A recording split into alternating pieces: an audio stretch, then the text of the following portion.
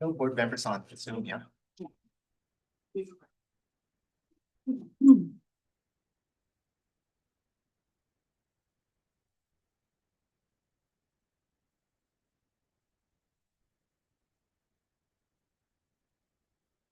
Okay. Accidentally video. Oh, is that why?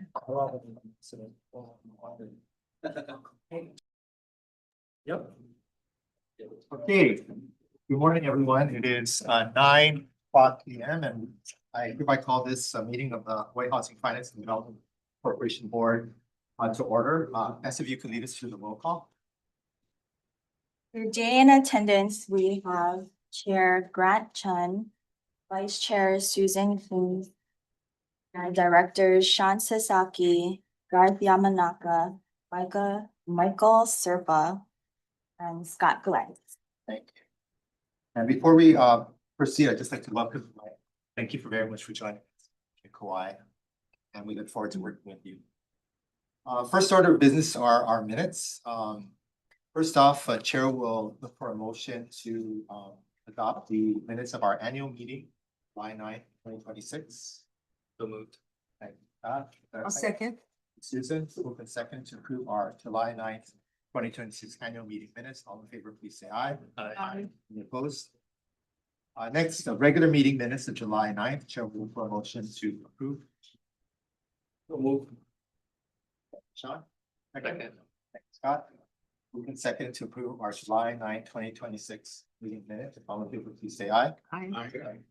Hey, as before we commence with our regular discussion and decision making, I'll call upon the Housing Information Officer to provide guidance as far as HHFD's protocol for providing public testimony. Thank you, Chair. Morning. Welcome to today's board meeting. If you wish to provide testimony on a specific agenda item, please follow these procedures. For those joining us virtually, when the board chair opens the floor for public testimony on an agenda item of interest, please click the raise hand icon on the Zoom toolbar. This will place you in the queue to speak. Those in the room, please raise your hand. Testifiers will be recognized in the order received during the designated agenda item. When called upon to testify, please state your first and last name and the name of the organization you represent. Testimony will be limited to 3 minutes per person for each agenda item. Please ensure your remarks remain focused on the subject under consideration. When you reach the 3-minute mark, a verbal time notification will be given. Please conclude your remarks at that point to ensure we stay on schedule for all speakers. While this time is specifically designated for public comment to ensure all voices are heard, the board will not engage in direct dialogue. However, please be assured that your comments are being recorded and will be thoroughly reviewed by all members. Thank you for your cooperation. Thank you, Rosemary. Okay, ladies and gentlemen, let's proceed with Roman number 3, item A. It's for action to adopt the proposed amendments to the bylaws of the Hawaii Housing Finance and Development Corporation. Before we commence, we were looking for a motion to adopt the staff recommendation. So moved. Thank you, Susan.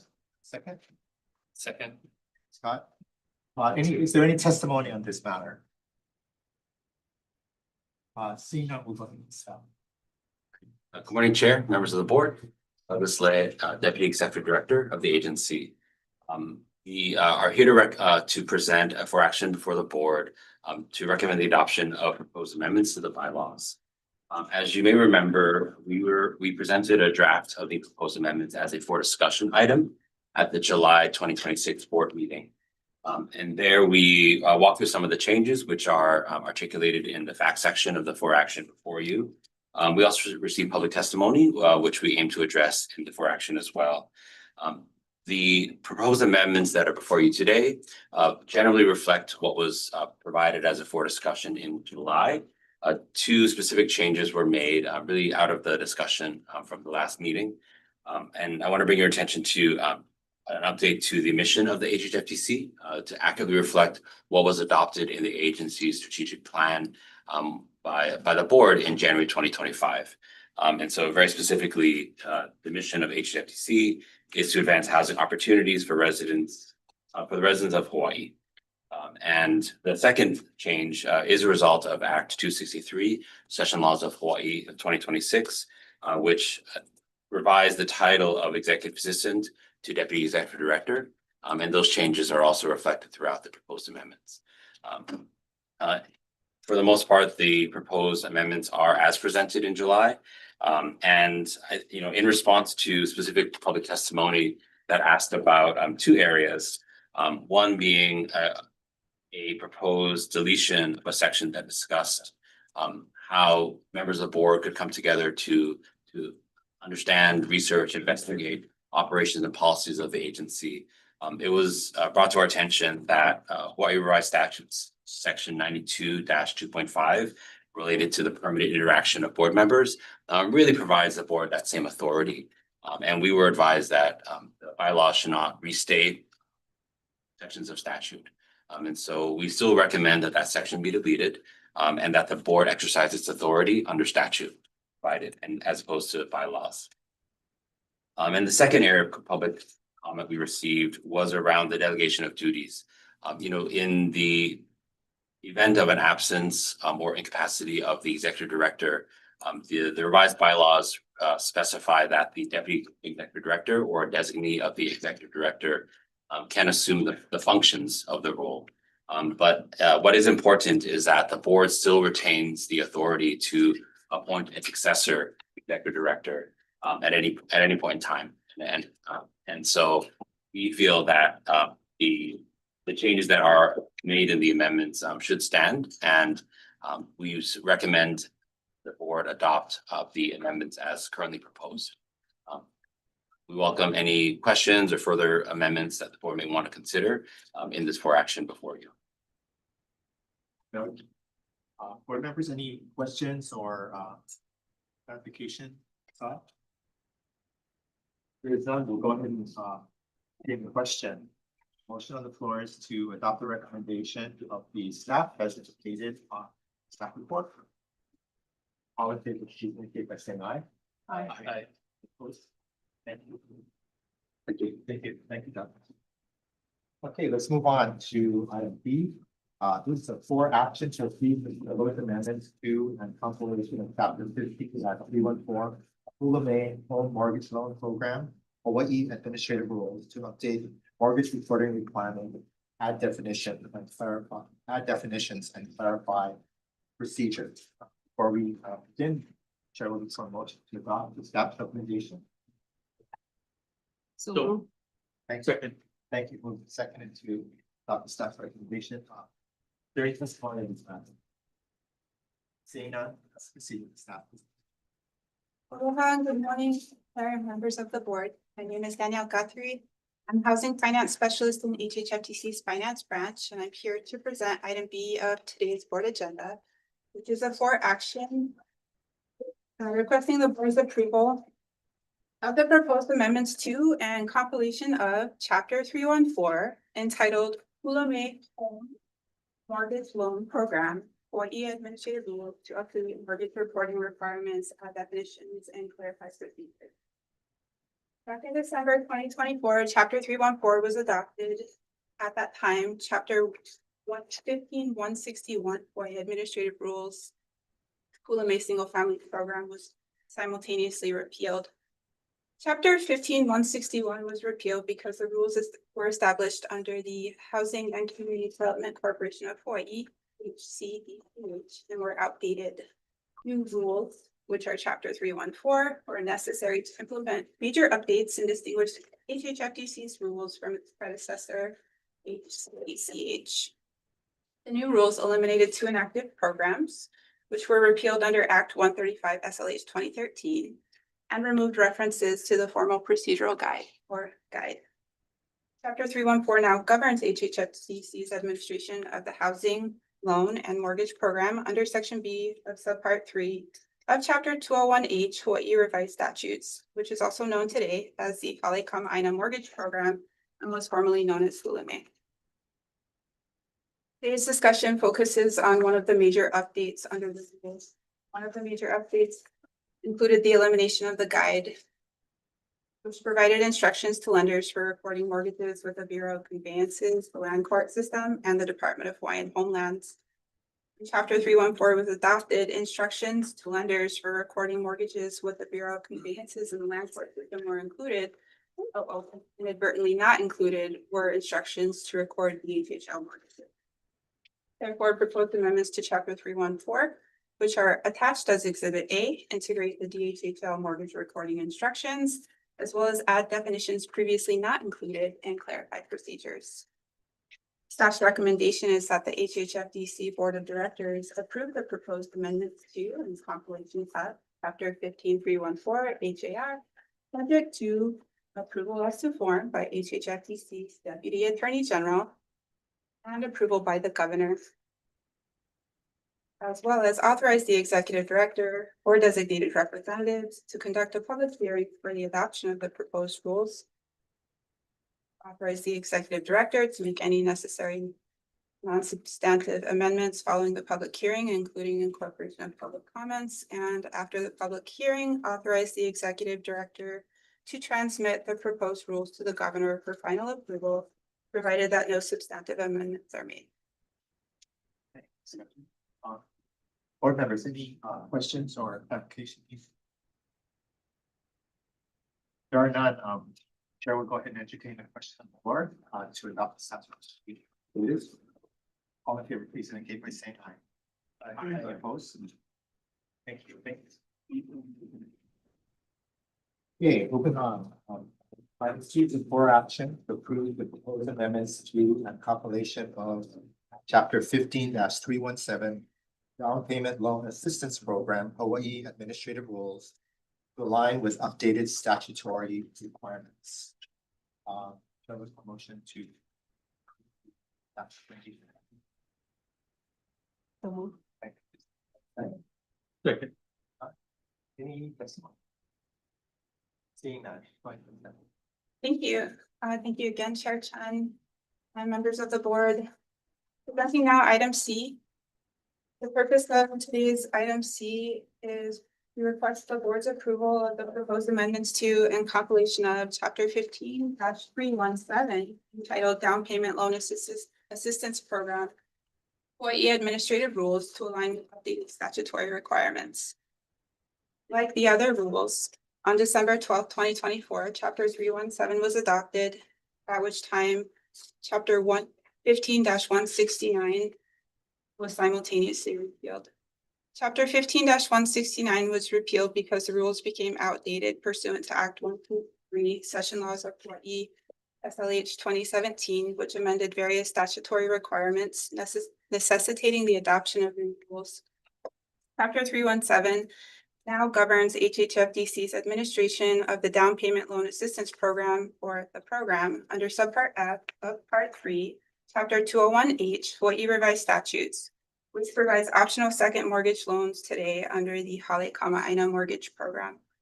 Various statutory requirements for the program were recently amended via Act 214 SLH 2026, which was signed into law by Governor Josh Green on July 8, 2026.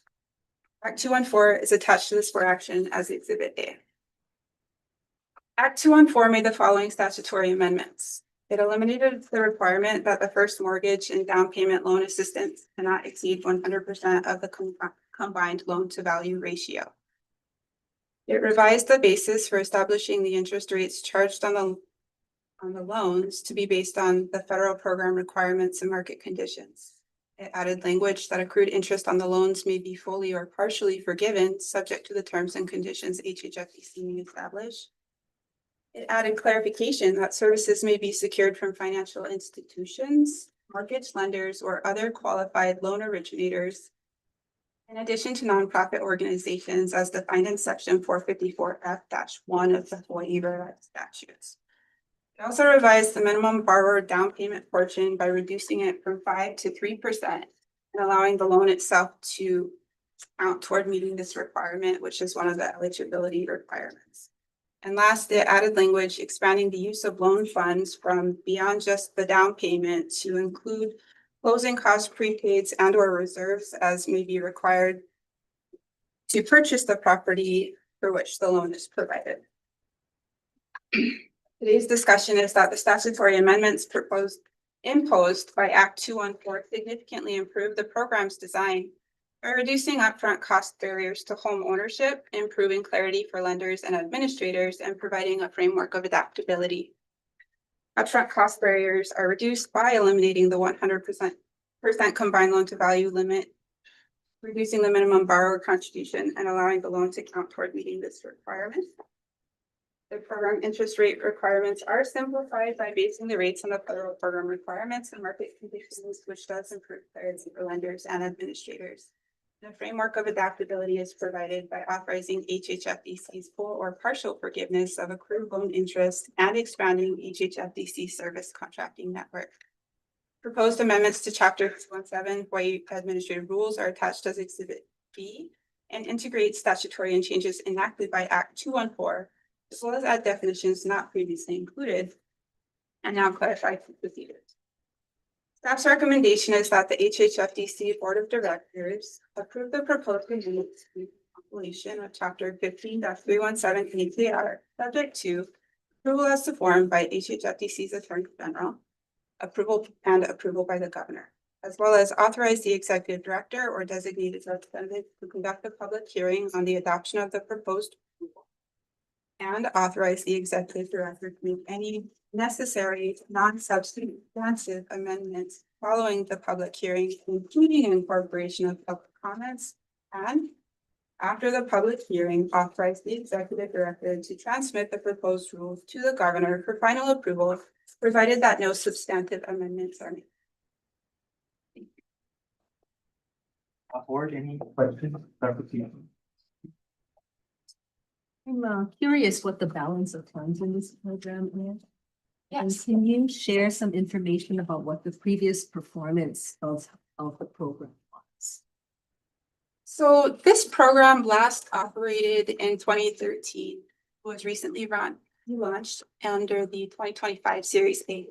We started with $30 million, and all $30 million has been committed for loan fund reservations.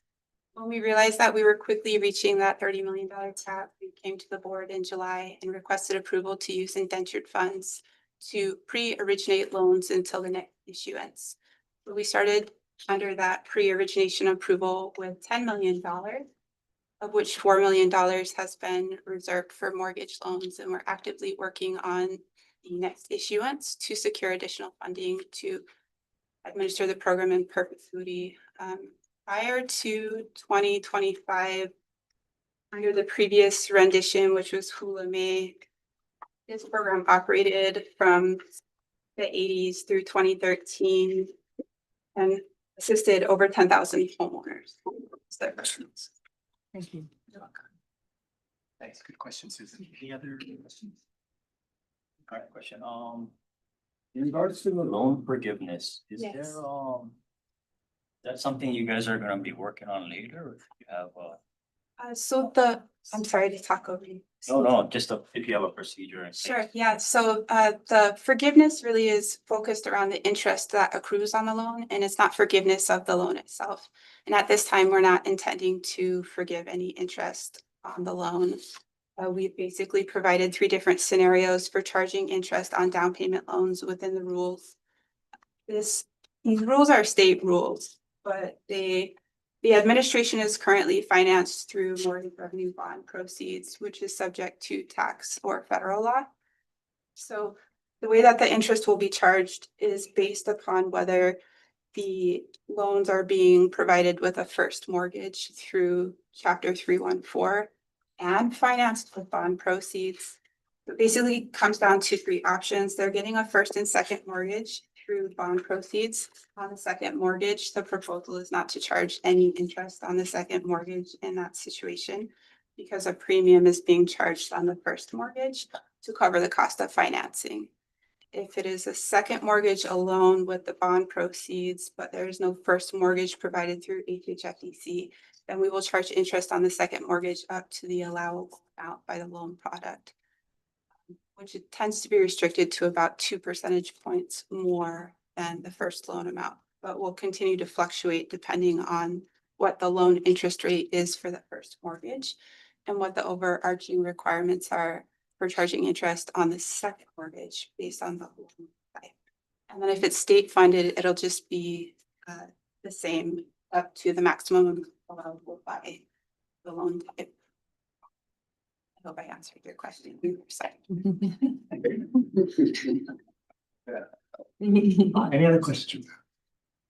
If not, the motion on the floor is to that's the staff's recommendation as stated in the record. All in favor, please indicate by saying aye.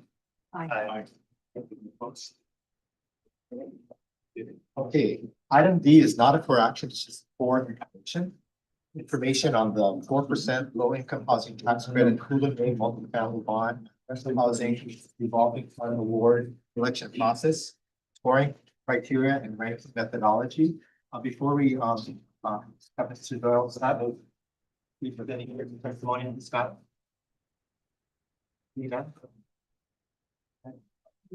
Thanks, welcome. Morning, Chair, Vice Chair, members of the board. I'm Mike Doyle, Finance Branch Chief.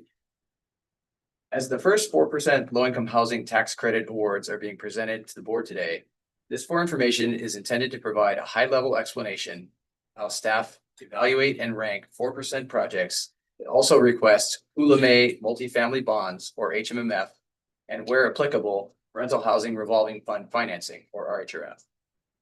The key distinction from the 9% LIHTC process is that the 4% LIHTCs are generated in connection with tax-exempt bond financing. Because of that, 4% LIHTC projects are not awarded from the state's annual 9% credit ceiling, and they are not ranked using the QAP criteria point system that applies to competitive 9% LIHTC awards. That does not mean that the QAP does not apply. The QAP still governs the LIHTC portion of the process. Applicants requesting 4% LIHTCs must still comply with IRC Section 42, the QAP, the consolidated application, minimum threshold requirements, feasibility review requirements, and ongoing LIHTC monitoring.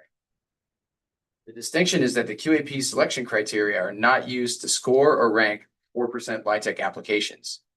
This is because 4% credits are effectively awarded as of right when supported by tax-exempt private activity bond financing rather than through a competitive allocation process. For 4% projects requesting HHFDC issued HMMF bonds and RHRF financing, staff evaluates the applications under both HMMF bond program criteria and the RHRF rating criteria. Staff then blends the HMMF ranking and the RHRF ranking to produce a final overall ranking for the funding route. That blended ranking informs award recommendations together with resource availability, financial feasibility, readiness, developer capacity, and the proposed terms under which HHFDC resources would be awarded. The review process begins with application submission, minimum threshold review, and completeness review. Applications must comply with the current consolidated application, QAP, and application instructions. Staff then reviews the project for LIHTC and tax-exempt bond compliance. Applicants may apply with a commitment to issue private activity bonds from another state or local government issuer, or they may request private activity tax-exempt bonds from HHFDC through the HMMF bond program. For projects requesting HMMF bonds, staff applies the HMMF bond program requirements and scoring criteria. For 2026, the HMMF's criteria total 50 points and evaluate such areas as affordable commitment, income targeting, HMMF resource efficiency, readiness, project-based rental assistance, government financing, location and market demand, developer experience, state conveyance, and special housing needs. Major emphasis in the HMMF criteria is project readiness. The HMMF scoring system places 15 points on readiness, which reflects the importance of selecting projects that can move towards closing and construction within the necessary time frame. As previously discussed, this emphasis on readiness reflects lessons learned from prior funding rounds, in which projects were awarded before key milestones were met. This resulted in significant delays, increased uses of state resources, and projected housing units not delivered as originally represented. Accordingly, readiness is intended to ensure that awarded projects are fully prepared to proceed in a timely manner and deliver housing units as proposed. For projects requesting RHRF financing, staff also applies the RHRF scoring process. The RHRF scoring criteria total 250 points across 5 major categories: local housing need, project description and design, benefits and impact, project management, and leverage. A minimum score of 125 points is required to be placed on the RHRF eligible project list. One important distinction between HMMF and RHRF is that RHRF criteria are more directly grounded in statute and administrative rules. HMMF project selection criteria are governed by HAR Chapter 15-312, while the RHRF project selection are grounded in both HRS Chapter 201H and HRAR Chapter 15-311. As a result, material changes to the RHRF scoring criteria are more difficult to implement and require formal rulemaking and in some cases legislative amendment. As the HMMF and RHRF scoring process is complete, staff prepares blended rankings for the projects requesting both resources. That blended ranking is the primary methodology for the 4% process. Staff also evaluate bond capacity, RHRF availability, project feasibility, underwriting assumptions, development costs, construction readiness, financing commitments, and the development team's capacity. Before a recommendation is brought to the board, staff may also engage with applicants to clarify assumptions, resolve inconsistencies, and refine proposed financing terms. That may include a discussion of sources and uses, deferred developer fee, RHRF terms, affordability commitments, closing conditions, and other material terms. To conclude, the QAP continues to govern LIHTC eligibility, documentation, threshold requirements, feasibility review, and compliance for 4% projects. However, 4% projects are not ranked under the QAP criteria point system. For projects requesting HHFDC issued HMMF bonds and RHRF financing, staff uses a blended HMMF and RHRF ranking to provide award recommendations for board consideration. No board action is requested. Thank you for your time, and I welcome any questions. Thank you, Mike. Any questions? Yeah, good question. I just was curious if, you have stuff like, you blend the HMMF and RHRF rankings. Wondering if there's like turnover in the staff, is this replicable? Yeah, it should be. So there has been turnover in the staff, and we've followed what has been done in the past. So it's not guided. The issue really, right, is you have an HMMF criteria, an RHRF criteria, and there's nothing that necessarily mesh them, but your application is requesting both of these resources. So this procedure has been developed to basically just blend the two rankings. And that's, historically what's been done. And there really hasn't been a better way that we've come up with to apply those rankings other than really blending them, because essentially for a capital stack, both resources are required. You don't have one, you don't have anything. So that's really how I believe the process was initially put together before I was at the agency, and we've just continued that since. It's like, for something like the local housing need, there's a lot of variables involved, something like that. So that's what I'm trying to get at. Whether someone separate from the decision maker came in, would they come up with the same results? In terms of the scoring? Yeah, in terms of the scoring. So most of the scoring is quantitative. There are a few qualitative items. And so what we do as a staff to ensure that there's consistency is that we actually sit down. Anything that's qualitative, and as a staff, go over it all together and say, you know, if there's, someone has an opinion this way or that way, then we make sure that the entire staff agrees that that is the result based on that application. So that we do try to apply a consistent result across. So instead of one person scoring this project and one person scoring this project, and maybe they have a little bit of a different thought or, you know, believe that something is stated one way versus the other way. We get together and we score together, and just to make sure there's consistency and everyone agrees with the result. So just kind of following Bright's line of questioning. I think you want to try and make sure that your decision-making can be backed quantitatively Right. and that there's little room for subjectivity. Yep. And I think that's where you were kind of leading. Right. Is there that room there for subjectivity? Right. Yeah. And you So want to minimize that, right? exactly. Yeah. Yeah. So, you know, just the nature of some of the, you know, some of the criteria that exist allows for some subjectivity. Mhm. Again, most of it is not. But, you know, again, we do our best to apply consistent results across all of the projects and try to, you know, frame every project in the same light so that we're avoiding any, you know, bias, I guess, is what we're looking to avoid. So. Just Mike, just a clarification on the reference to blended ranking. Yeah. So does that mean that the staff will take the HMMF ranking and the RHRF ranking and arrive at one ranking for the project? Exactly, yeah. So like, for instance, the way we do it is, let's say, just, you know, as an example, one project is ranked 10th in HMMF and then it's ranked second in RHRF. So we put those together, that the total number is 12. We divide it by 2, and so their final number is 6.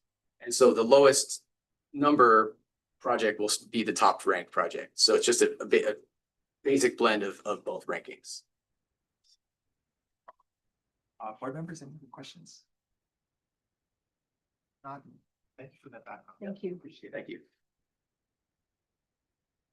Okay, we have item E, which is the 4 action for the resolution number 227, which provides for official intent with respect to the issuance of Hula Main multifamily tax assessed revenue and reservation of low-income housing tax credits for the Ho'omalo at Waikoloa project located in Waikoloa, Hawaii, PMK number 369008032. It's off, do we have a motion to adopt the staff's? So move. Thank you, Susan. Second. Scott. Any testimony? Seeing none, please go ahead. Good morning, Chair, Vice Chair, members of the board. My name is Ryan Marita. I'm a finance specialist here to present the request to award a 4% low-income housing tax credit and Hulu bond issuance for the Holomoa and Waikola project located in Waikola, Hawaii. For this recommendation, the applicant and developer is Holomoa Homalu at Waikola LP.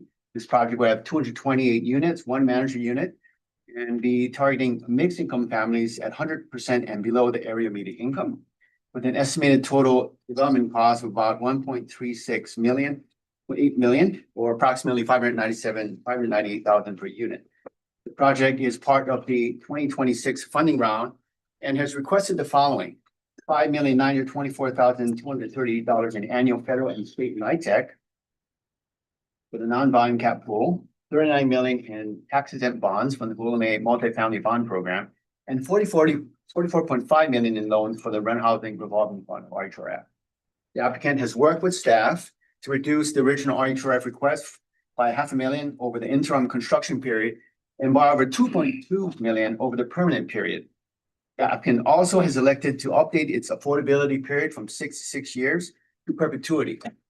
At this time, may I call upon the applicant who was prepared a visual presentation and would like to share more details about the project.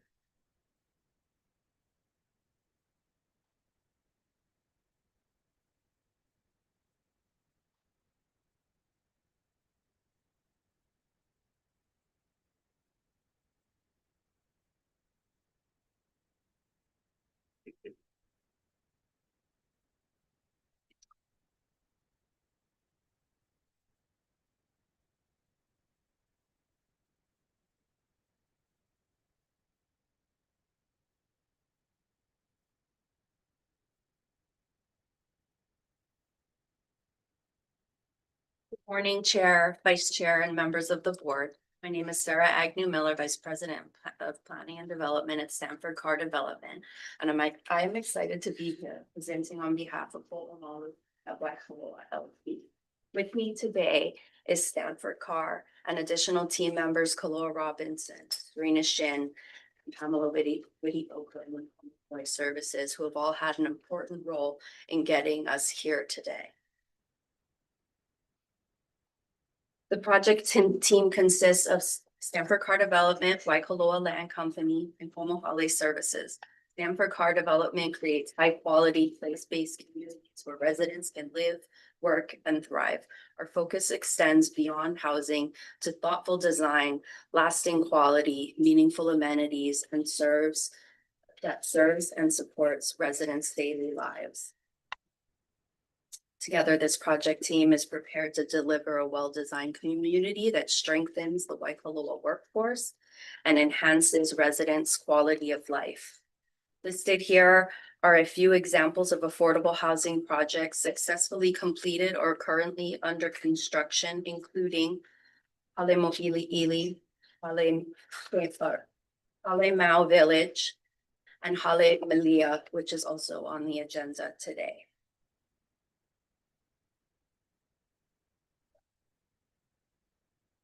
The project is located on 25 acres within Waikoloa Beach Resort, adjacent to Queens Marketplace and Resort Employment Centers. It directly addresses a gap between where employees work and where they can afford to live.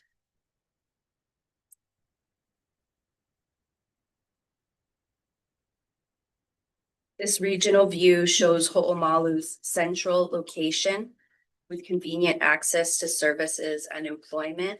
As you can see, you've got Waikoloa Beach Resort, Mauna Lani Beach Club, and Mauna Kea Resort, all in this frame.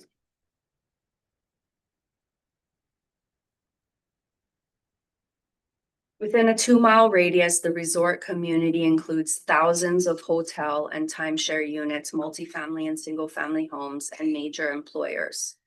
This concentration of employment creates a clear location-specific need for workforce housing.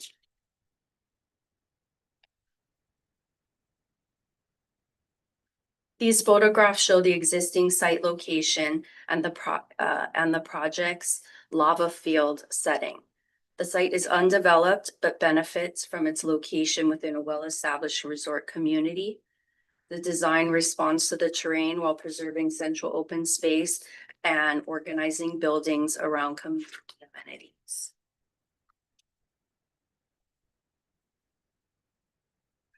As you've heard, the project consists of 229 units in 11 2- and 3-story buildings. Each building has its own laundry facility and parking. There are a total of 325 parking stalls, with 288 set aside for residents and 37 for the community center.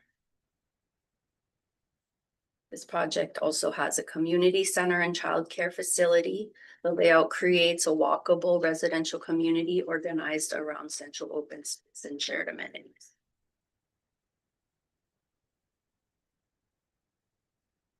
Here we've got a breakdown further up the parking. This aerial rendering illustrates how the project will sit on the existing landscape. The site plan organizes the buildings as a series of smaller neighborhoods, groupings connected by a looping internal street, pedestrian walkways, landscape courts, and shared open space. This arrangement establishes a scale and character of a village while creating a sense of address for each building.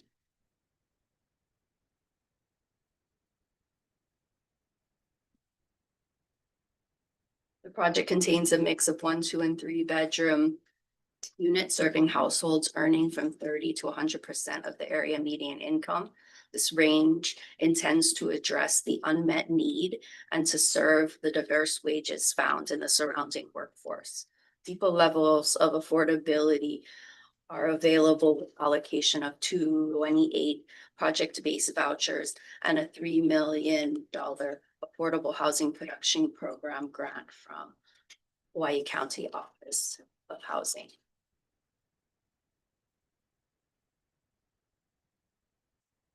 These typical floor plans show the efficient layout of buildings A and represent the represented buildings design supports construction efficiency and long-term operations while providing a practical mix of unit sizes for individuals and families. This is a product type that we have built before and are currently building out at West Lock on Oahu.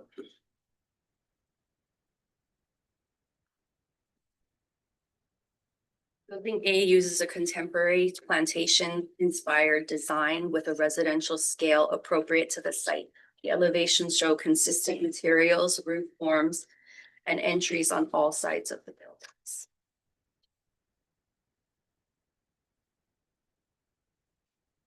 The residential buildings frame a central preserved open space that reflects the site's natural lava landscape. This space gives the community a distinctive sense of place while providing visual relief and a shared focal point.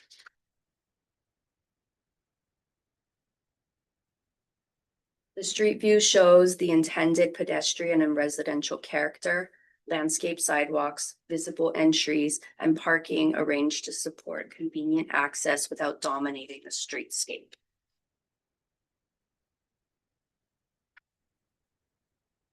The community center is the project social and service hub. Amenities include a multi-purpose room, exercise room, kitchen, swimming pool, and recreational areas. It also includes a childcare facility with play space serving residents and the surrounding community. This rendering shows the arrival experience at the community center and childcare facility. The design emphasizes clear access, shade, landscaping, and comfortable gathering place for residents.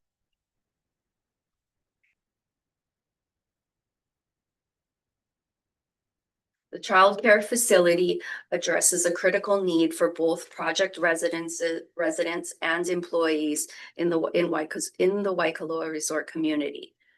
Locating childcare within the development will reduce transportation burdens and support working families.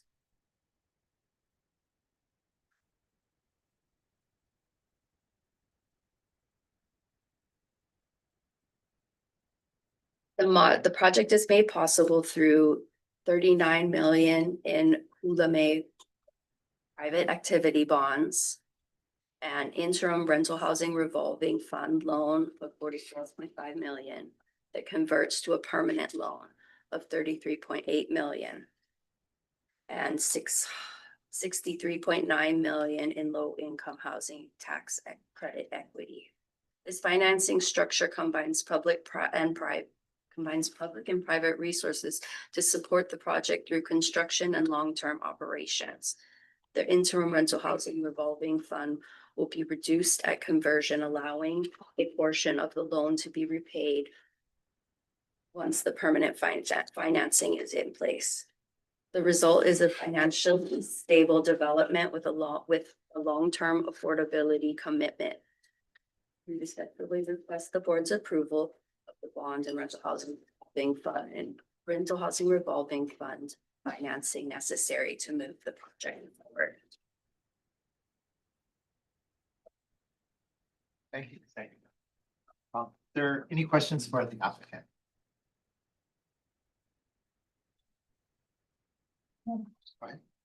So the commercial activities that are planned for this community, is that the childcare Yes. program? Okay, I was wondering if there were any commercial.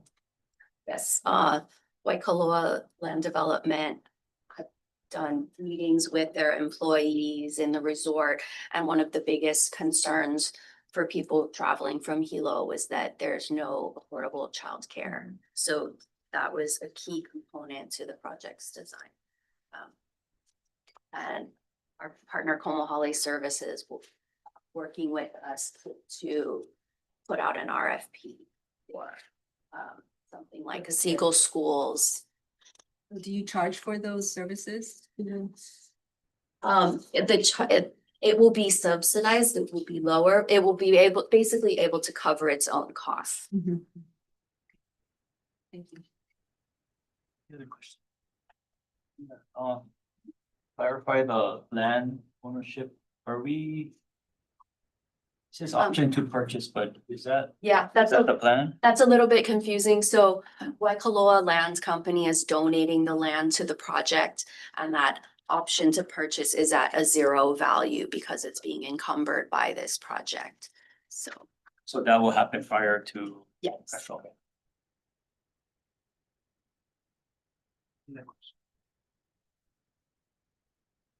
All right, thank you very much. And Mr. Reed, have you already read the recommendation into the? No, not yet. Okay.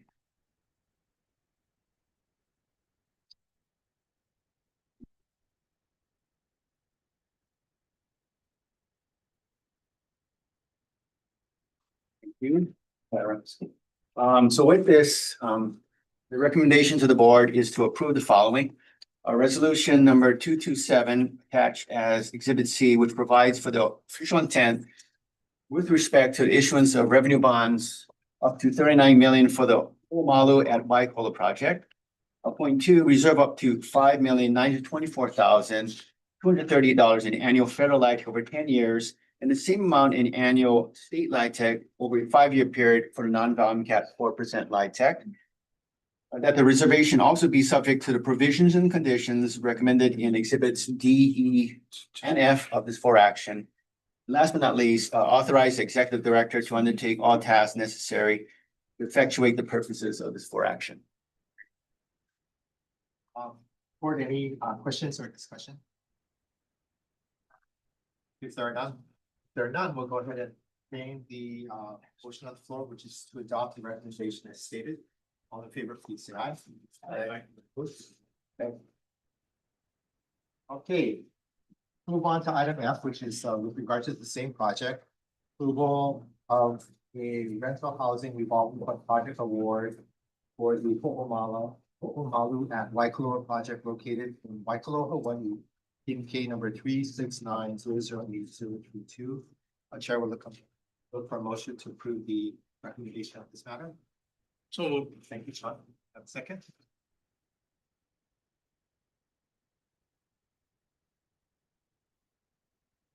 Second. Thank you. Yeah, sorry. So moved in second to adopt the staff's recommendation of this matter. Tomorrow.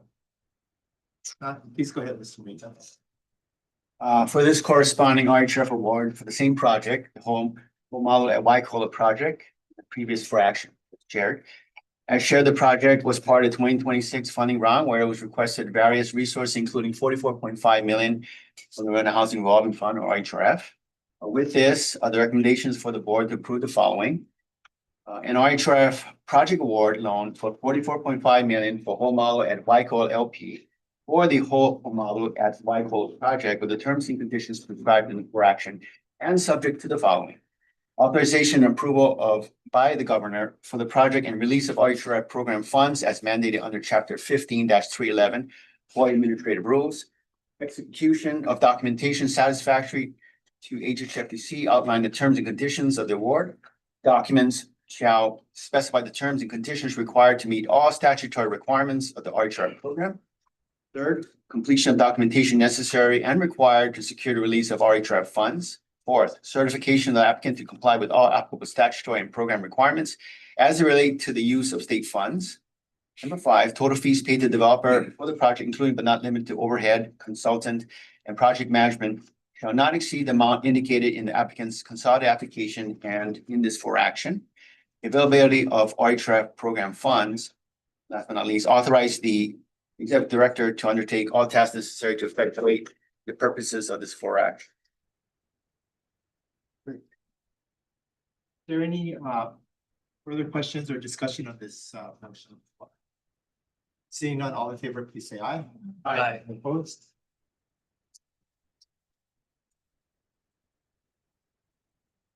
Okay, let's move on. Next item G, for action to approve a resolution number 228, which provides for official intent with respect to the issuance of May multifamily taxes and revenue bonds and reservation of low-income housing tax credits for the unaffected residence lots phase 2 single-family housing development project located unaffected Kauai. TMK numbers 418-020-001-019-06 and 062 through 82. Before we get started, is there a motion to do the recommendation? Thank you, Susan. Do I have a second? Second. Thank you, Scott. Moved and seconded to approve the staff recommendation. Any testimony in staff? Seeing none, we'll go ahead. Good evening, Chair, Vice Chair, members of the board. My name is Jay Nakamura, Finance Branch. Through presenting a request to approve resolution number 228 with the intent to issue Hulame multifamily tax exempt revenue bonds and reservation of federal and state low-income housing tax credits for the Hanapepe residence lots phase 2 single-family housing development project located in Hanapepe, Kauai. This project applied to this year's funding round. We requested 2.5 million in federal and state LIHTC, 14.3 million tax exempt bonds from the HMMF program, and a $7 million loan in rental housing revolving fund. Staff reviewed the project's application for completeness, minimum threshold, competitively scored it with other projects, after which it was deemed meritorious for an award. That further evaluated the request and worked with the applicant to identify areas of additional savings and efficiencies. This effort resulted in a reduction in LIHTC requested from 2.5 million to 2.4 million. The reduction in the RHF loan amount from 7 million to 5.9 million. And reduction in total development cost budget, 51.5 to 49.6. We'd also like to recognize the readiness of this project as site work and lot improvements are already underway by the HHL and expected to be completed later this year. House plans are permit ready, and vertical construction is projected to commence in 2027 quarter 1. Now, with more background and specifics on the project, I want to call upon representatives from the development team and from the HHL. We have a brief PowerPoint presentation.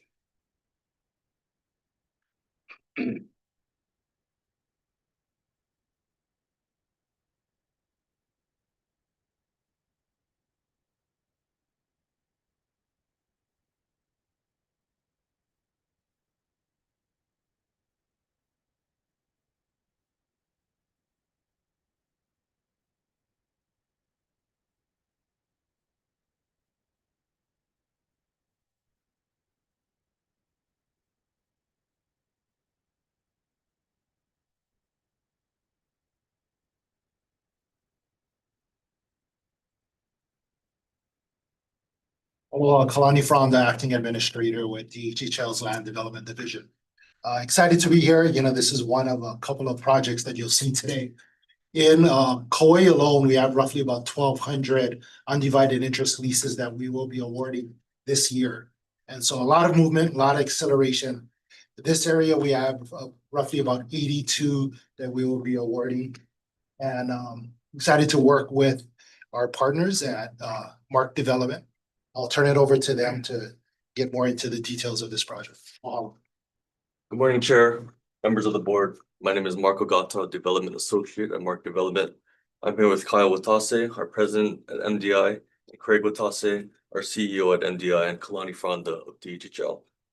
Thank you for the opportunity to present to you this morning our Hanapepe Residence Lots 2A project.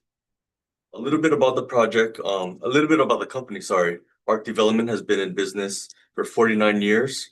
Through its years, has developed and co-developed over 1,700 units across Hawaii.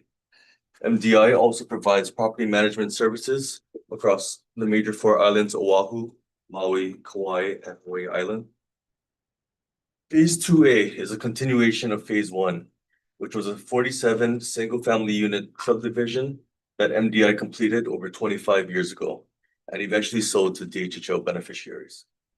Phase 2A advances the mission of HHFDC, DHHL, and Arc Development in creating and sustaining affordable housing in the state of Hawaii.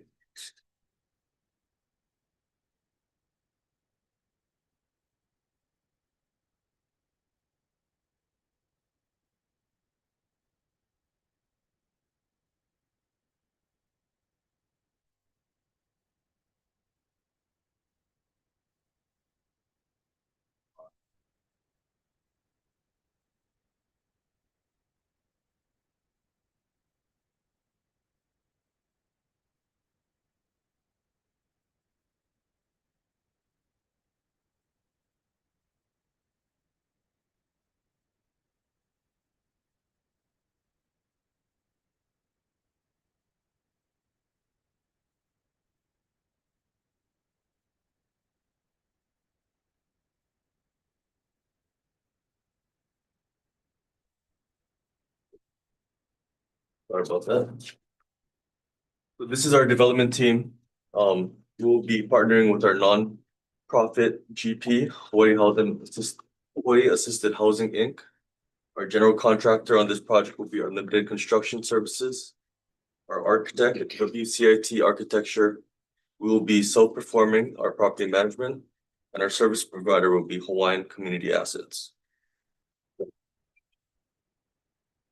Our financing team, the capital stack, can be found in your 4 actions.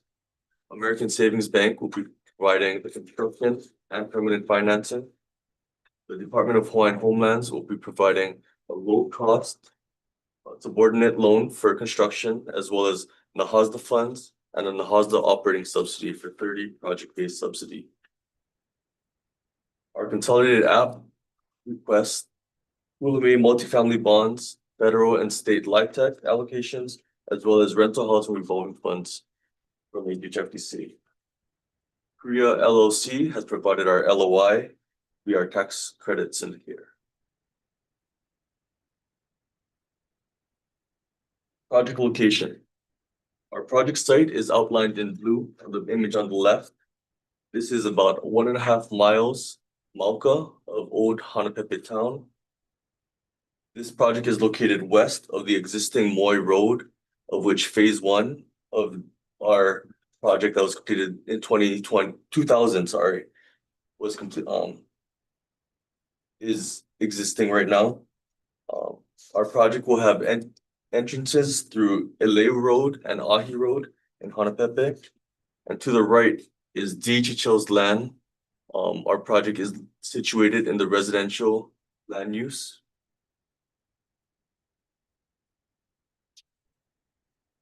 The left is the image of the 40 LIHTC lots outlined in black.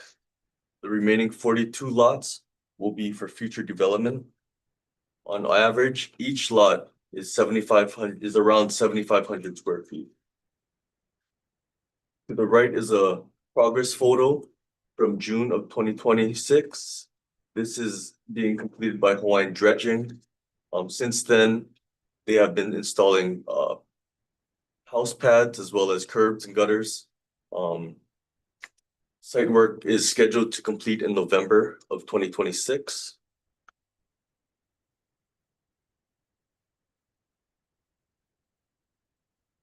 This is a rendering of our project. We will be providing 40 single-family affordable rentals in Hanapepe Heights. This 40, as mentioned, will be the first 40 of the entire 82 lot subdivision. We'll be targeting 5 units at 30% AMI, 13 units at 50% AMI and 22 units at 60% AMI. Here are renderings of our 3-bedroom and 4-bedroom house plans. Of the 40 homes, 19 of them will be 3-bedroom units. 21 of them will be 4-bedroom units. Here's a little high view of our development schedule. Our development agreement with DHHL was executed first quarter of 2024. In May of 2025, we submitted our building plans to Kauai County permitting. We are currently expecting permits by Q1 of 2027. Around the same time, we plan on closing, financing, and starting construction. With the 14-month construction schedule, we anticipate final CO by second quarter of 2028, assuming a first quarter closing of next year.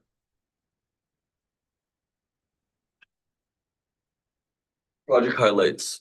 This project highlights both the mission of HHFDC and DHHL by providing affordable housing. We have incorporated DHHL's beneficiaries' needs of providing large, family-sized, single-family homes at affordable rents.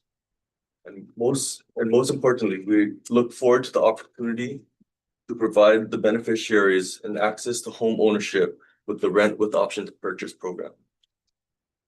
As previously mentioned, the project will be shovel-ready, with site work scheduled to complete in November of this year, and we anticipate building permits around the same time.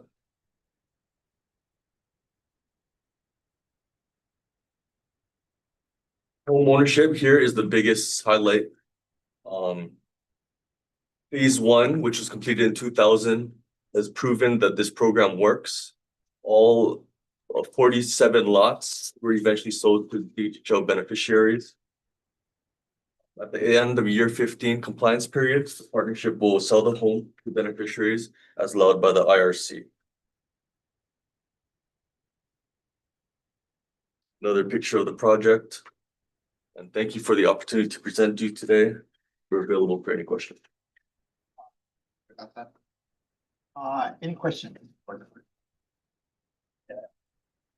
Can you walk us through the home ownership part of year 15? How does that work?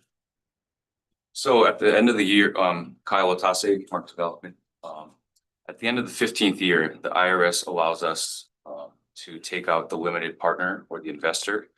So at that time, when we're allowed to, we will refinance the deal, take out the limited partner, and then sell the remaining units at the remaining debt to the current renters. We would still be on the. And so, we'd be paid back. yeah, and so at that time, the debt will be paid back. You will be made whole. The first mortgage will be paid back, and that will be paid through the sales proceeds of to the renters coming home. I have a question. In your project budget, how do your percentages get set? Percentages of, Well, for example, you have land acquisition, bigger construction, 73%. Top side, 5.94%. Finance, big. So that's basically, so the land is from DHHL, so it's essentially free land. Right. And then of those percentages, it's essentially the entire project budget. And then whatever the construction cost is here is 36.3 million is just a percentage of what the total project budget is. So your contingency 4%, is that just like an industry standard you use? Yeah. And of that, within the construction budget, there's also contingency in there that isn't.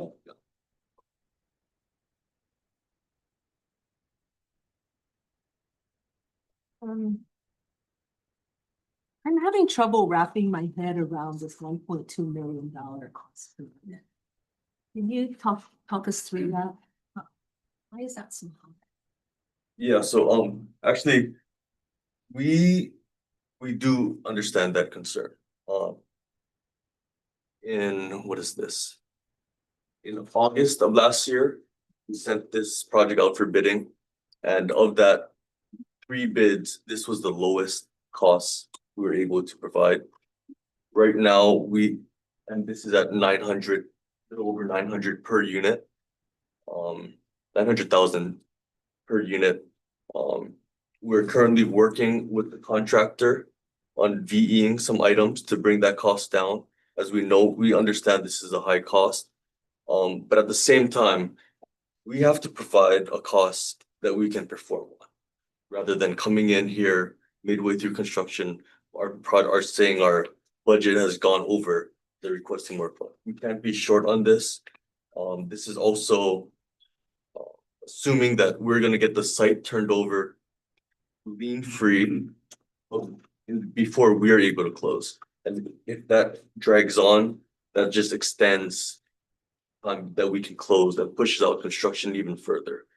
So this is the price that we have, knowing that ourselves and our GC can execute on. And as I previously said, we're working to bring that cost down.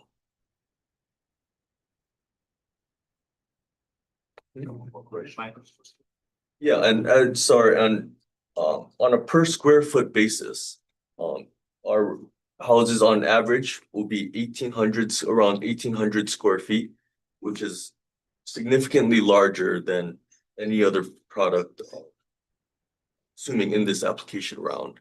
And that also goes to address the high cost of construction. So to carry on Mark's point, that we have identified VE items. We're diligently going through that, and we're confident that we'll come back and be able to give resources back, but this is our number today. We are confident that we will not be back asking for more money. Extremely confident, and so this is today's number, but we have high hopes that we'll be back to give back some resources to the state once that VE exercise is complete. And so to answer also, this project is located in Kauai. It is in a DDA. We are getting a basis boost for that because it's in a difficult to develop area. We've been talking to our contractors on why our price is $200,000 more than neighbor islands. And he was telling us that it's the labor force on Kauai. It's one of the smallest counties. There aren't as many contractors. There is a lot of work going on, but again, it is just a smaller market. And he's mentioned that there may be up to 50% of the subs coming from Oahu on this job. So for those reasons, this is the price we had, and which was bid out to 3 qualified contractors. This was the lowest bid with the shortest schedule. Yeah, question. So when the job's done, contingency, let's say you perform as you expect and hope, and you use 1% of the contingency, where's the balance of that contingency go? That's essentially just cost savings, and we could expend those, say, to upgrade the house if we're able to. But a lot of that is just contingency in case any other cost item goes up. We just keep it in the budget just to complete the project. And if not, that'll just pay down the senior loan at conversion. Yeah. Does your contract with the general contractor, is it a gross maximum price, or how do you structure that? Yeah. I mean, we haven't executed that yet, obviously, but yeah, correct. By any chance, does any of your construction budgets speak to infrastructure costs that'll be attributable to the future? Yes, area? or not our construction costs, but the DHHL and Hawaiian Dredging will be completing the entire 82 lot subdivision. So, but our project cost is not paying for future expansion costs. Yes. Any other questions? I wanted to make a comment to address Vice Chair's question. I was the guy that did phase 1 27 years ago or something like that. And that was one of the first, maybe the first or second financed project with HHFDC. We did single family homes for DHHL. I think the difference that you're not used to here is that you need to recognize that we're building single family homes. And so, the young man mentioned, I call them boys, my boy. They talked about the cost per square foot. If you want to measure this on a cost per family member, we are addressing, nobody else is building a product that can handle larger families, even the 3-bedroom units, right? They can't accommodate the larger families, and our constituents are the Hawaiian families. They're multi-generational in many instances, and so what you're seeing is the cost of a single family home versus cost of multifamily condominiums or garden style apartments, and it's designed to handle more people. So if you look at it on an investment from HHFDC on a cost per person, I think you're going to find that we're the most competitive, and we're offering you the best bang for your buck when it comes to servicing in the number of people. Furthermore, after the acquisition by the homeowners, your investment goes even further, because what you'll see is what you can't do in multifamily homes is you can't add on additional bedrooms. Once the Hawaiian lessees take over their home ownership, they'll be able to modify the homes, add on bedrooms, add on more people. That extends the housing opportunities and affordability, even Ohana units, because we have 7,500 square foot lots. And so I think you're going to see that your investment in the long run is the best investment you're going to see. And it comes largely because Hawaiian Homes is contributing land and infrastructure. So while it looks like a big number per unit, on a per person basis and on a long-term basis, you're going to find this is the best investment you guys are making this year. So, For the record, could you please provide your name? I'm Craig Witasic, CEO of Mark Development. Thank you. Sorry. Thank you. So at year 15, when you offer the house for sale, are you offering at market price or? No, so the formula we're gonna use is the formula that it costs us to take out the limited partner. So we're going to refinance that and buy out the limited partner.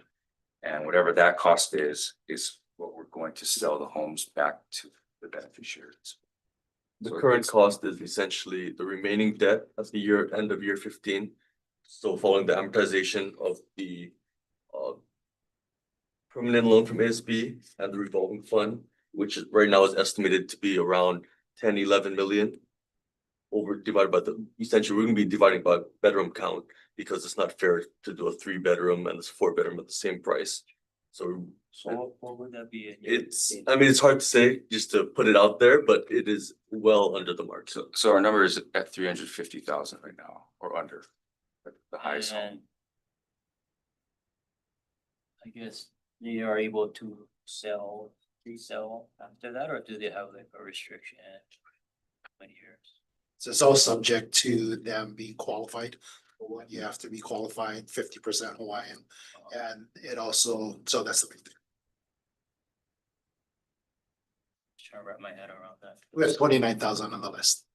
No, I just trying to wrap my head around if the market price is 1.4 or 1.2 now, right? Cost 15 years from now, who knows what that would be, but In other words, they're gonna get a significant savings. yeah, for sure, yeah. Equity definitely there, so. Just trying to wrap my head around that. Yeah, that's exactly what happens. The tax credit equity that's put into the project on day one is basically passed on to the homeowner at year 15. Because that equity is not paid back. So really the homeowner is just paying for the remaining debt. I'll jump in on a comment on that. I'm sorry to be from the peanut gallery, but having done the first rent with an option purchase with Homelands.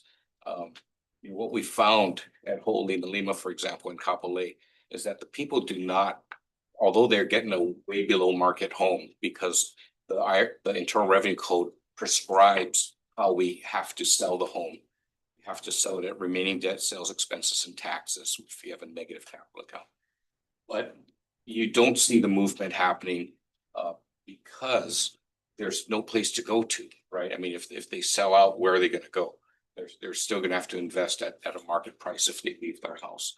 So what we've seen at Ho'olina Lima, for example, which is 25 years old, is very, very little turnover. With the exception for maybe death and things like that, where there's no successors and whatnot. So, yeah, we don't see people cashing out money and running with it. And for Hawaiians, it's much more intimate than that. They're very tied to the land that they receive, and it's a really, really big deal for them. So it's not something that they just were like, ooh, I'd rather take the cash. They don't. They rather have the land and pass it on as a legacy. And that was Trujillo's vision and dream.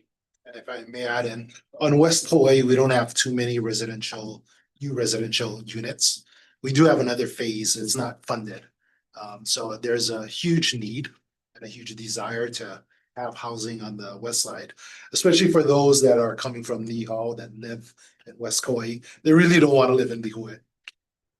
So the likelihood of them flipping it and selling it, they really want to stay there. Well, I understand. I guess I'm just trying to understand, because I know different programs have different things, and if there is like a ability to resell, and I know sometimes these resales, some of that money goes back to someone else. I'm just trying to understand the whole everywhere where the money. And our appraisals are done as a replacement cost versus the market. So it's a little different, what that total price would be. Well, I mean, in this case, right, 1.2. Replacement cost. So starting at appreciate it. Thank you. General. Jonathan, Susan. I do have one question. Being that the land is infrastructure is coming from DHHL, are the applicants going to be limited to people that are on the list, beneficiaries?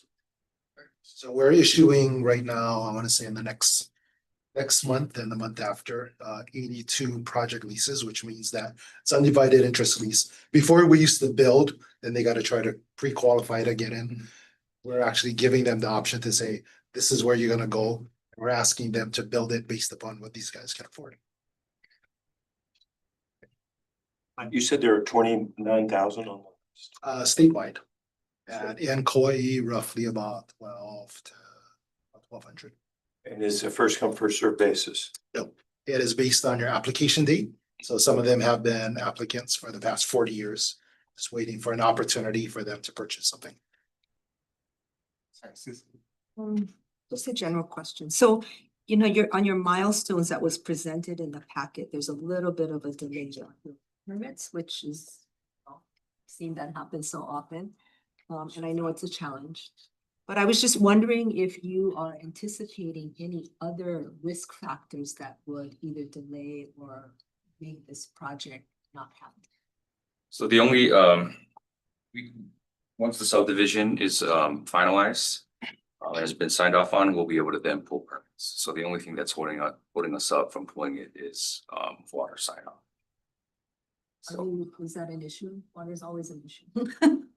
We're expected to complete that and get sign off in November. And I'm just wondering, going back to this cost per unit issue and, your diligence about trying to keep working those numbers. Is there some mechanism with the HHFDC staff that we can make sure we're checking back to see how we're progressing on that? If there are any adjustments.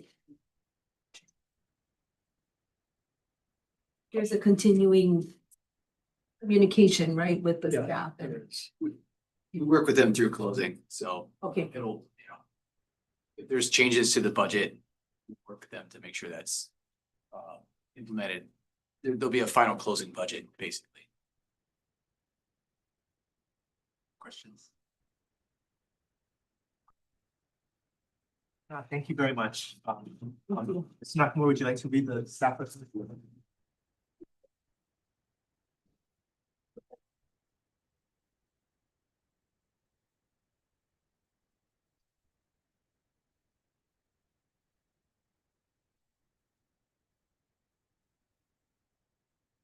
Okay, so with this, staff recommends the board approve the following. Resolution number 228, which provides for official intent.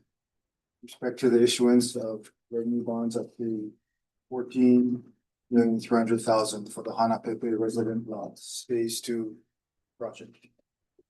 And a reservation of up to 2.4 million in annual federal LIHTC over 10 years, and the same amount in state LIHTC over 5 years.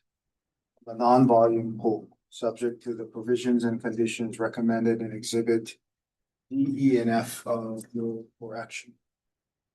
And finally, to authorize the executive director to undertake all tasks necessary to effectuate the purposes of this for action. Any questions for staff? Any further discussion, board? Now we'll go ahead and entertain the motion on the floor, which is to adopt the staff's recommendation. All in favor, please say aye. Aye. Any opposed? Thank you. Okay, let's move on. This is the second for action in the same project. This is for approval of a rental housing revolving fund project award for the Hanapepe residence lots phase 2 single family housing development project located in Hanapepe, Kauai. TMT numbers 41820, 1 through 19, and 62 through 82. Do I have a motion to staff's recommendation on this? Thank you. Second. Second. Any testimonies? If not, Okay, so this is the corresponding RHRF award, the same project. With the previous for action. As mentioned, the project was part of the 2026 funding round where it requested $7 million loan from the rental housing revolving fund. Through discussions and collaboration with the applicant, this amount was subsequently reduced to 5.9 million. So with this, staff is recommending that the board approve the following. RHRF project award loan of 5.9 million to the Hanapepe RLP to the Kahi LLC for the Hanapepe residence lots phase 2 single family housing development project. Terms and conditions described in the for action. Also subject to the following. 1, authorization and approval by the governor for the project and release of RHRF program funds as mandated under chapter 15-311 FOIA administrative rules. Execution of documentation satisfactory to HHFDC outlining the terms and conditions of the award. Documents shall specify the terms and conditions required to meet all statutory requirements of the RHRF program. Number 3, completion of documentation necessary and required to secure the release of RHRF funds. Number 4, certification of the applicant to comply with all applicable statutory and program requirements that relate to the use of state funds. 5, total fees paid to developer for the project, including but not limited to overhead, consultant, and management shall not exceed the amounts indicated in their consolidated application and in this for action. 6, availability of RHRF program funds. And then finally, 7, authorize the executive director to undertake all tasks necessary to effectuate the purposes of this for action. Thank you again, board, for your consideration. thank you. Board, any questions? Not more discussion? If not, we have a motion on the floor to adopt the staff's recommendation as stated. There's no discussion. All in favor, please indicate by saying aye. Aye. Opposed?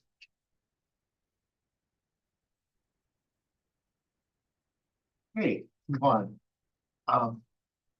The next for action is to approve an extension to the Ulame multifamily tax exempt revenue bonds and mental housing revolving fund letter for the Laihopua E4 HEMA RP project located in Kailua Kona, PMK number 37421 12. Before we advance, is there a motion to adopt the staff's recommendation on this matter? So. Okay, second. Okay, thanks. Moving second to adopt the staff's recommendation on this matter. Any testimony? Seeing none, Morning, Chair, Vice Chair, members of the board. My name is Lei Keta with the Finance Branch, reporting on agenda item 3I to approve an extension for the Lyle Floor V4 Hema RP project. Awardee is V4 Hema LP and the developers Kalaniana Ole Development LLC. This is located in Kailua Kona, Hawaii. The project will develop 30 mixed income, single family rental homes with an option to purchase for DHHL families. The home will be located on a leasehold site and will remain affordable for 66 years. Total development cost for this project is approximately 28.8 million. The background, the board originally approved the project on September 9th, 2025, which included HMMF bond financing, LIHTC awards, and approximately $6.5 million RHF loan. In June 2026, the awardee formally requested an extension to both the HMMF and the RHF deadlines. This request is solely for an exception on the closing deadline only. No changes to the award are being presented at this time. The awardee is present to discuss the challenges that have delayed closing and the need for additional time. With this, staff recommends the board approve the following. Extend the deadline to issue HMMF bonds for the project to August 13th, 2027, and extend the RHF LOI deadline to August 13th, 2027, and authorize the executive director to undertake all tasks necessary to effectuate the purpose of the for action. Thank you for your consideration, and the developer is available for questions. Any questions? Thanks. Board, any questions of either staff or developer? No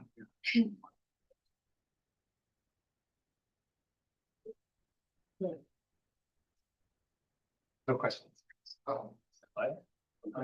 Sorry if I missed it, but what was the delay for? Delay is permit related, so we're doing, so you guys were talking about the cost of construction, so we're working together to do modular housing with DHHL. So, part of that is permitting that process, so we're in the permit, we've got MVP signed up, we're working through structural right now. So once we're through that, we expect to be able to close. We just, our target is before the end of the year, but Lay and staff wanted to make sure we didn't have any issues meeting that deadline. So we expired on September 9th. So to make that deadline, we needed the extension. But everything's into permit. We've got the lots are completed.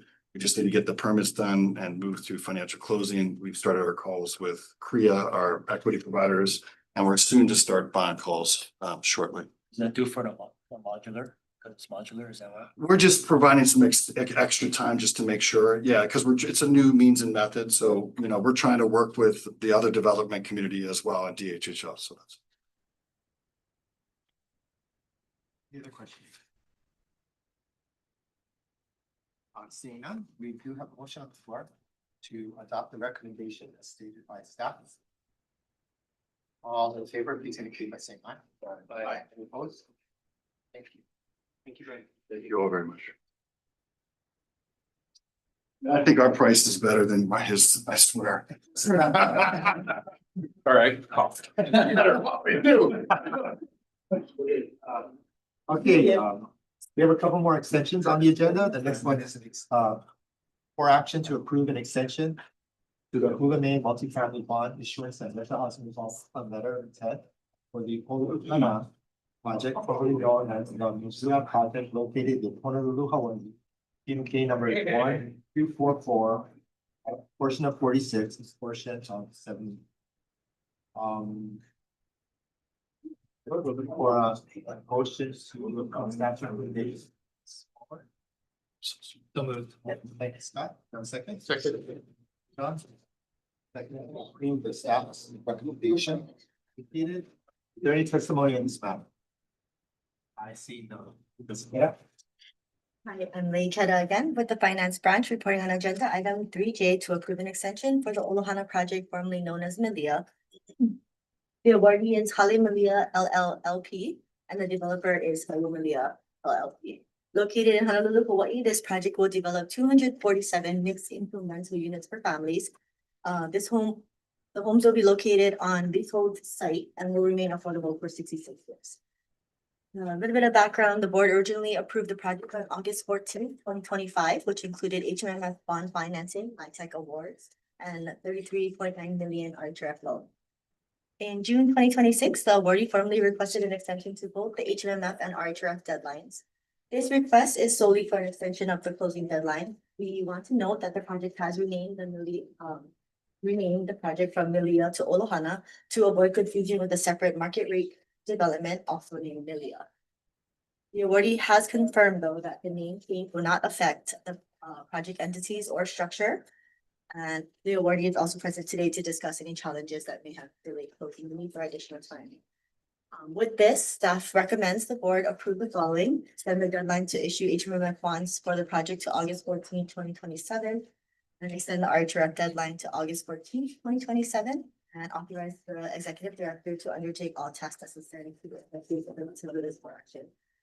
Thank you again for your consideration.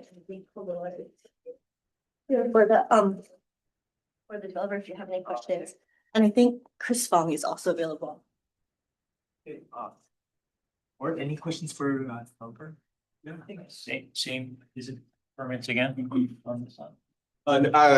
I'm glad you asked. We very recently and happily and maybe a little unexpectedly received a notice that our building permits are ready for pickup. We kicked off our first bond call Tuesday of this week, and we are tracking toward an October closing. So we missed it by a couple weeks. The extension date is out of an abundance of caution.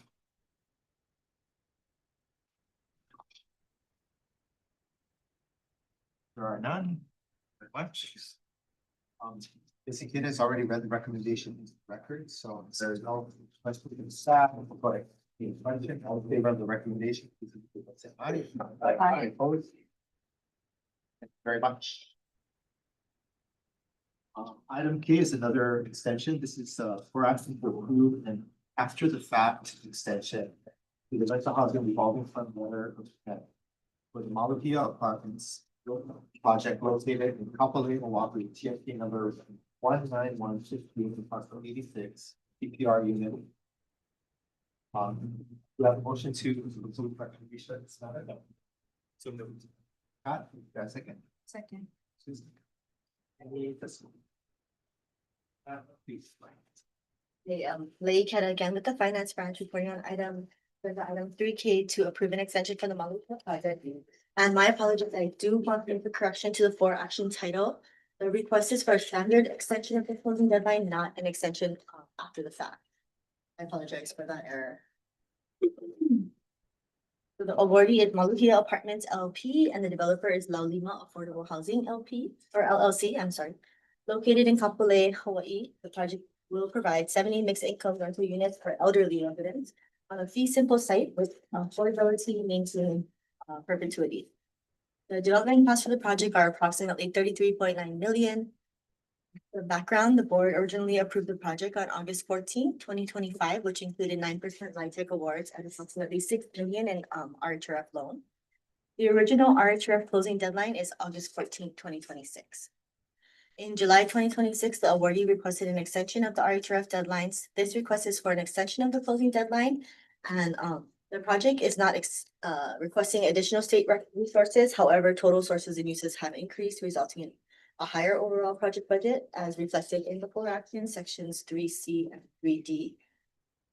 The awardee is present to discuss any challenges delaying closing, increased costs, or need for additional time.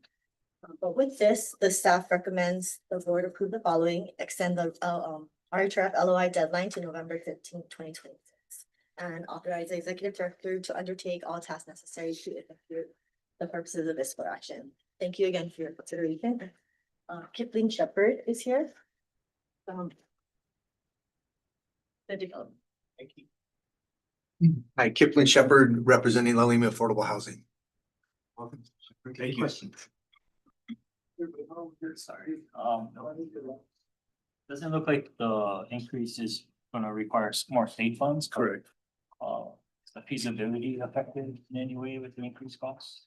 No, we were a little bit cautious and conservative in our underwriting in the beginning regarding the debt on the project and being able to secure better debt terms and pricing. And so part of it's covered with that, part of it's covered with us deferring some of our fee.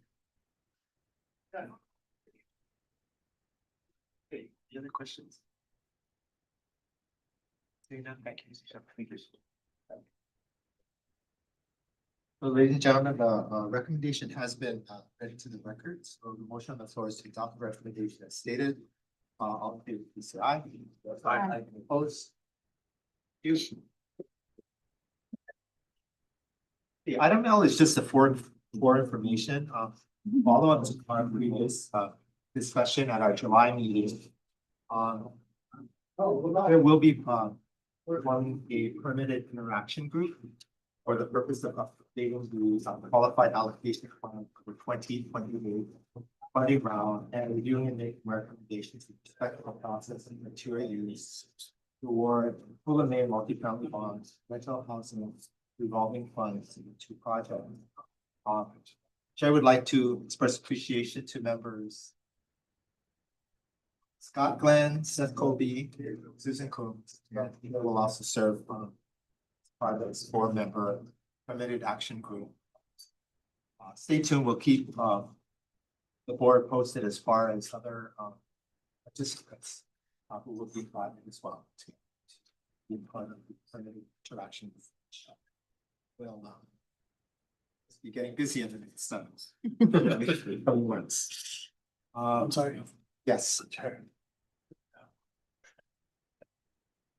So, oh, is that a action of the board? Yes. Okay, I did not understand that. I'm sorry. So with that, the recommendation, I guess, of the chair, which I'll look for a motion to adopt, is that we establish a permitted interaction group for the purposes stated for the update of the QAP for the 2028 funding round to be comprised of members Glenn, Colby, Coons, and Chair Chun. Do you have a motion? Okay, and the duties of the members will be updating the QAP for the 2028 funding round, reviewing and making recommendations with respect to the process and criteria used to award Hula May multifamily bonds and rental housing revolving funds. Okay. So moved. Okay, thank you, Scott. Second. Thank you, Sean. So it's been moved and seconded to adopt the recommendation as stated. All in favor, please say aye. Aye. Aye. Job, Chair. I don't know why I thought I could do it. I didn't realize the motion was needed, so. Okay, last item on the agenda is just the information on the status of implementation of the Hawaii Housing Finance and Development Corporation's strategic plan for fiscal year 2025 through 2027. I'll be doing this, Chair. Okay, thank you. Do I need to ask for testimony? No testimony. So please go ahead. Thank you, Chair. For those of you who are new to the board, in January 2025, the board adopted its first strategic plan, HHFDC. We prepared this plan because we were asked by many stakeholders, the administration, the legislature, our housing partners, to take on various initiatives. But at the same time, as much as we want to, as much as we can, with limited resources, and was a way for the board to approve what the agency's focus should be for the next 3 years. So the plan that's in effect now covers fiscal years 2025 through fiscal year 2027. We are now entering the last year of that strategic plan. We are now in fiscal year 2027, which started in July 1st. So for information lists out the goals of the strategic plan and the objectives, our status of implementation of those objectives. And the plan in its entirety is listed as Exhibit A. I just want to list some of the key accomplishments and ongoing activities that are listed in the information. So as far as accomplishments, some of the key items are we updated the qualified allocation plan in 2025 to prioritize projects with greater readiness that efficiently use financial resources. And we also adjusted the criteria for the Hula May multifamily bond program and awards from the House Revolving Fund to prioritize project readiness. We also worked with the legislature, to establish a mixed income sub account, rental housing revolving fund in 2025. We launched the Holly Combine Down Payment Assistance Program 2025, and also secured legislation in 2026 that enhances the down payment assistance program. We provided development assistance to several homeownership projects, including Kuibe Place, Papuina, the Waiakua projects. We continue to advance our own HHFDC-led projects, including those at Kahului Civic Center, Ibalei Civic Center, and villages of Kapolei. We're advancing partnerships to develop housing on state-owned lands, including at UH West Oahu and the Waikiki Community Center. We've engaged development partners to develop projects on our behalf. We engaged a broker to acquire utilize private lands that are suitable for immediate housing development. We're implementing new technology including the ProLink finance application software, cloud migration, beta testing of Microsoft Copilot, and IT hardware upgrades. I'll note that, for our IT side, they've been very hard at work. We don't have any servers on site anymore. Everything is backed up to the cloud. Some finance software application, again, in the past we would receive binders of application material, which are now submitted electronically. It's a much easier to sort through. For the Lahaina fire recovery, we operate the Haleola EA facility since May 2024. By interim housing for the fire survivors. We've continued progress on rebuilding Front Street apartments, including increasing the number of units by 70%. Designing the project to serve a wider range of households. We secured CDBG-DR funding for the project. And last, we supported the development of interim housing for fire survivors at the Kalaiola and Kilohana projects on HHFDC lands in Lahaina. Some of the major ongoing work that we are working on now are evaluating financing structures for workforce and mixed income rental housing. The mixed income rental housing round, which is open now, will go a long way towards informing us on financing structures that are viable. We can adopt administrative rules. We're establishing a pre-development loan program for LIHTC projects and are currently drafting administrative rules. With the shift to greater project readiness, we understand that there's more demand on developers to take their projects further along the design and entitlement phase. So we're willing to fund those efforts through this pre-development loan program. We're continuing planning and design of our own rent-to-own projects, which we anticipate bringing to the board later this year. We're going to be initiating planning and design for the state's East Kapolei TOD lands, 170 lands in East Kapolei, which were we were given the authority or responsibility to plan those lands by the legislature this year. We're coordinating TOD infrastructure improvements for the Seating County of Honolulu, the Ibalei Kapalam area. We've engaged a consultant, the Wilhelm Group, to develop the dynamic infrastructure coordination execution plan, which identifies housing projects and associated infrastructure that's needed for that area.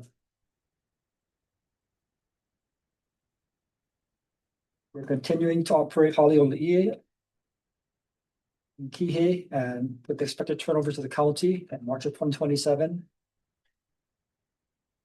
We continue to serve as the lead agency for the state's housing recovery support function, including coordinating housing recovery functions for the 2023 Lahaina fire and the recent Kona Low storms.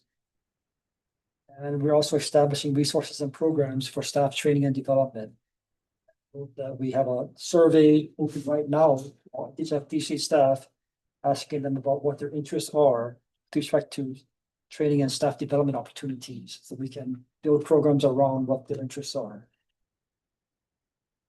So members, later this year, we'll be starting work on creating on drafting a new strategic plan for the next 3 years. Fiscal years 28, 29, and 30.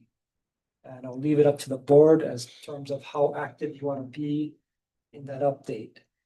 When we crafted the current strategic plan, it was a staff-driven effort. But we're open to having the board also. Thanks. Kudos to you and your team for all that you've been doing and all that you've accomplished. It's kind of amazing, actually. Really appreciate you folks. Any questions for? If staff wanted to participate, would this be a creation of a pig situation? It could be a pig if I believe up to one member can attend meetings with staff. Maybe two, but I'm not sure. I'll have to check with our AG on that. It depends on the interest of the board members. Is there another way other than a pig to provide? Because the strategic plan is being brought to the board for approval. If I would say if more than one member wants to participate, probably safer to form a pig. We'll pull the board as it's progress. And one option that Dean and I discussed was we had assumed yesterday when we spoke that up to 2 members at a time could participate in meeting with staff. So if that turns out to be the case, then there's every possibility that it doesn't have to be the same 2 members every single time. Thus giving all board members who have an interest in the process the opportunity to join meetings with staff as they work through that planning process. We'll get clarification on that. See that. Thank you very much. Executive Director's report.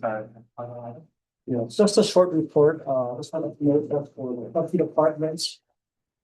Last month, the board approved the total of exemptions to be forwarded to the county and have to report that the planning director did approve the exemption, so it's moving along. Well, thanks to Maui County, such quick action. For the Hula May mortgage program, Danny provided an update on the status of the program. We have 76 loan reservations, including 70 million under the original 30 million issuance and 6 under the venture funds. So the average loan amount so far is roughly 428,000. We anticipate having the next bond issuance in October. And last one to note that I attended the National Council of State Housing Agencies. They had a workshop for executive directors. It was a chance for directors from across the nation to convene and only open to executive directors. So it's a great chance to talk shop about how we administer our programs and their best practices. So a lot of ideas that I got from them that we're looking at implementing here. So working with Douglas and our team to implement. A lot of it is organizational. How we can run more efficiently. And also been working, Mike and I have been meeting with several stakeholders. We're looking at different ideas in terms of the financing programs, including standing up a bond indenture for our multifamily programs and looking at how potentially the state credit could be structured alternatively. One of the things that, we're always looking at ways to increase the efficiency of our programs or more ways where we can best utilize our funding. Thank you. Any questions for Dean? If there are none, I think we've reached the end of our agenda, and I think protocol generally requires that we have a motion to adjourn. So moved. So moved. Thank you, Susan. Second. Second. All in favor, please say aye. Aye. Okay, meeting adjourned at 10:49. Thank you, everyone. Thank you.